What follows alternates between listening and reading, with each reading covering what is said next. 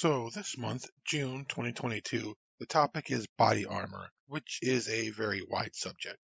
Since I plan to make a video or more about armor in detail, I do not want to use up too much material here. So I decided to make a video or maybe a couple on some of the smaller details regarding it that I've seen people ask about. When looking at a piece of samurai body armor, called, among other things, do, which I will use in this video since it is the most general and widely known term, you will sometimes find that there are rings on the chest and back pieces, although this is not always the case. In this video, I am going to cover some basic information about these rings. As usual with these topical monthly videos, this one is done in concert with other channels. In the pinned comment will be the playlist of monthly topical videos. I changed the name of the list to Monthly Samurai and Ninja Topics to be a little more focused but also flexible within that focus. I will also link each of their main channel URLs in the pinned comment under the playlist link.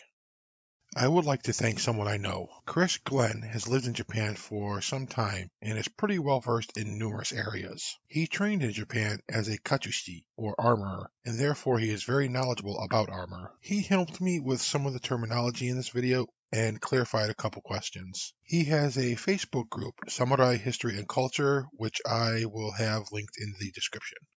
I also use the website Gunbai, Ancient Japanese Warfare, as well. That will be linked in the description also.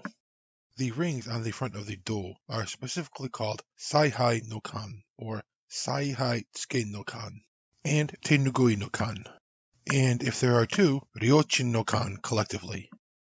Saihai refers to the command baton. This was used by samurai commanding a decent amount of troops to visually give orders on the battlefield. There would be variations, but basically they looked generally like the image now on screen. As such, the Saihai no Kan means something like the command baton ring. The ring was typically only on the armor of commanders. The Saihai no Kan was on the wearer's left side of the chest. The Saihai would at times be tied and hanging there, so the commander could reach over with his right hand and grab it when needed. During the Sengoku period, 15th to 17th centuries roughly, usually there would only be this Saihai no Kan on the front of the do. During the Edo period, 17th to 19th centuries, again roughly, it became popular to put a second ring on the right side of the do's chest. This is called Tenugui no Kan, tenugui being a small towel-like cloth. As the name would suggest, the practical intention was for the tenugui to hang from that ring. However, with little armor being worn through most of the Edo period, there was also a decorative element to having both rings on the do, which as mentioned before as a pair are referred to as Ryochin no Kan. Plus, it seems rings in general became more common even among non-commander level samurai who could afford them. I have seen some instances of a single ring being placed on the right side of the do's chest. I have not been able to find too much about this other than I have seen a couple images. So I am not sure how common it was, other than it doesn't seem to have been that common, and it certainly wasn't the norm, and I'm not quite sure why it is there. One could say that this might be a Saihai no Kan for a left-handed commander, and that is a possibility. However, like pre-modern Europe, pre-modern Japan had an aversion to left-handedness in general, but it is possible. I am not sure what other purpose there would be for a single ring just on the right side. There may not have been a practical purpose though, and it may have been purely decorative in such cases. That's another possibility.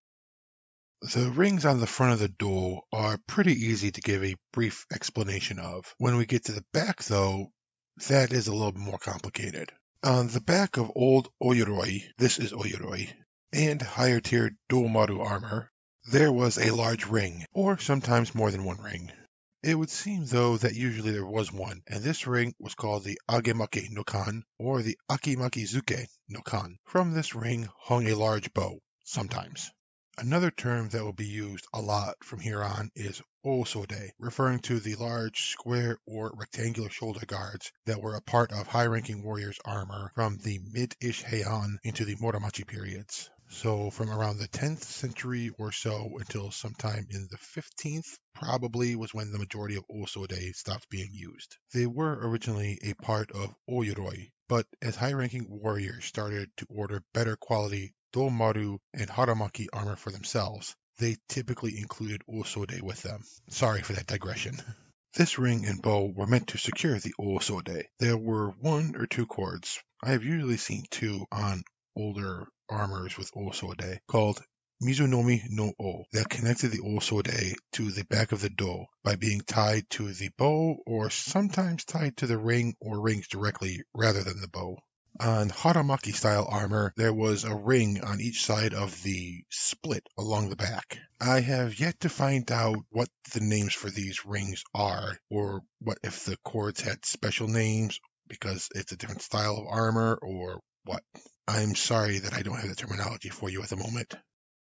On the back of Osode, there were 2 rings called Mizunomi no Kan, to which the Mizunomi no O were attached. On the front of each Osode, there is also a ring with a cord to tie it to the wakigami, or shoulder straps. There may also be rings and cords along the top of the Osode to secure it more to the wakigami, as in this illustration from the Gunbai website. This network of rings and cords were meant to keep the Osode positioned and secured. They allowed for some movement, but kept the Osode from flopping around too much, at least ideally. In the Sengoku period, there tended to be less of a need to control the Sode with the latest Tosei Gusoku, as the Sode tended to be smaller. They tended to be attached to the wakigami with toggles now and tied to the upper arm. However, older armor continued to be used, especially in the early Sengoku period. But even if they were not needed for the Sode, sometimes the Agemake no Kan was still installed on Tosei Gusoku. This ring, in addition to the Mizunomi no Kan on the Sode, could be used for controlling the Sode, but also to attach identification markers. Hence, they still had some practical use even if they were not needed for the Sode. It is not on the do, but since we're talking about rings, there is also the Kasa jurushi no Kan on the back of the helmet. This could also be used to hang a decorative bow, but you could also attach identification markers to that as well. Antony Cummins from the Samurai and Ninja History channel recently did a video about this, so I will link that in the description.